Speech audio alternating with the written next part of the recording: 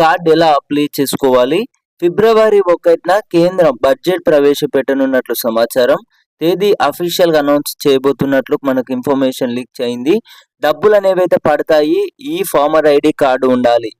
ఈ form ID card అనేది ఈ ఐడీ కార్డ్ అనేది ఎలా మీరు పొందాలి అనే వివరాలు ఈ వీడియోలో మీకు లభించడం జరుగుతుంది.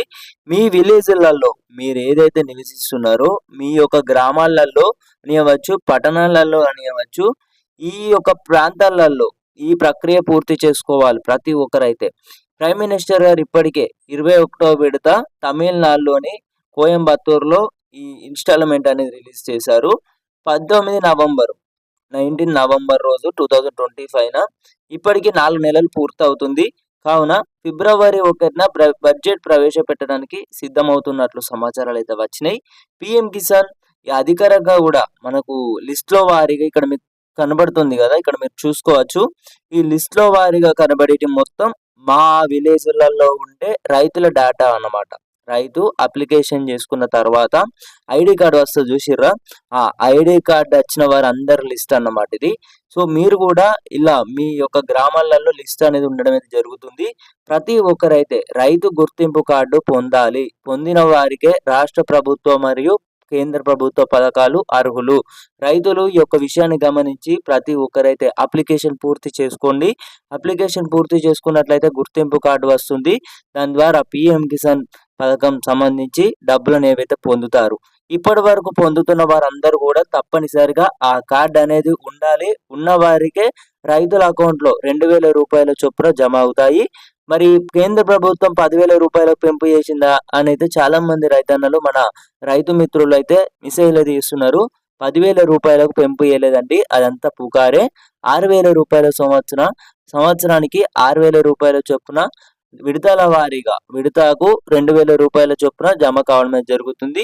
కాగా మన దేశంలోని పీఎం కిసాన్ రైతు సోదరులందరూ కూడా ఈ ప్రక్రియ పూర్తి చేసుకోవాలి. కిసాన్ సమ్మాన్ నిధి యోజన పథకం ఫిబ్రవరి 1న బడ్జెట్ ప్రవేశపెట్టనున్నట్లు సమాచారాలు అయితే వచ్చినాయి. త్వరలోనే తేదీ కూడా ప్రకటించనున్నట్లు సమాచారాలు అయితే వస్తున్నాయి అన్నమాట. పీఎం కిసాన్ అధికారికంగా వెబ్సైట్లో మీరందరూ కూడా చూసుకున్నట్లయితే 22వ విడత అఫీషియల్ తేదీ కూడా రావడం జరుగుతుంది ఫిబ్రవరి 1 తర్వాత. సో అందరూ కూడా ఈ ప్రక్రియ పూర్తి చేసుకోండి. రైతు వేదికలో అనియవచ్చు, మీ యొక్క ఏఈఓ అధికారులు మీ గ్రామాలలో ఉండే వారైతే ఈ ప్రక్రియ పూర్తి చేస్తారు. పూర్తి చేసిన తర్వాత మీ ఇంటికే మీ రైతు సోదరులకు అందరికీ కూడా ప్రతి ఒక్క రైతు సోదరులకి ఒక విషయాన్ని గమనించి షేర్ చేయగలరన్నమాట. ప్రతి ఒక్కరు మన ఛానల్ని సబ్స్క్రైబ్ అయితే చేసుకోండి. ఇప్పటికే 10,000 రూపాయలకు పెంపు చేసిర్రంటే అయితే రైతు సోదరులు అడగడమే జరుగుతుంది. కేంద్ర ప్రభుత్వం ఎక్కడ కూడా అఫీషియల్ కన్ఫర్మేషన్ లీక్ చేయలేదు. 10,000 రూపాయలకు ఎలాంటి ప్రకటన కూడా విడుదల చేయలేదన్నమాట. సో 2,000 రూపాయల చొప్పున 22వ విడతలు కూడా ఇలానే పడుతున్నాయి.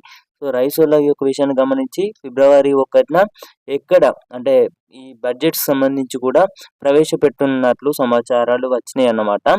ఈ బడ్జెట్ ప్రవేశపెట్టిన తర్వాత ఒక ప్రక్రియకు సంబంధించి పీఎం కిసాన్ అధికారికంగా వెబ్సైట్లో కూడా మనం రిలీజ్ చేస్తారన్నమాట. స్వయంగా దేశ ప్రధానమంత్రి గారే ఈ ఇన్‌స్టాల్‌మెంట్ రిలీజ్ చేయడం అనేది జరుగుతుంది. ఎక్కడ ప్లేస్ అనేది మనకు దీని ద్వారా కూడా త్వరలోనే లీక్ అయితే ఉందన్నమాట. ఏ ప్లేస్‌లో అప్పుడు చూసుకున్నట్లయితే 21వ విడత కోయంబత్తూరులో తమిళనాడులో విడుదల చేశారన్నమాట. సో ఈసారి ఎక్కడ పర్యటిస్తున్నారు, ఏ రాష్ట్రాలలో ఈ నిధులు విడుదలవుతున్నాయి అనే అంశాలపై అయితే మనకు ఫిబ్రవరి 1న క్లారిటీ వస్తుంది. సో మీరందరూ మిస్ అవ్వద్దు అనుకుంటే పీఎం కిసాన్ అప్డేట్స్ సంబంధించి మన ఛానల్ని సబ్స్క్రైబ్ చేసుకోండి.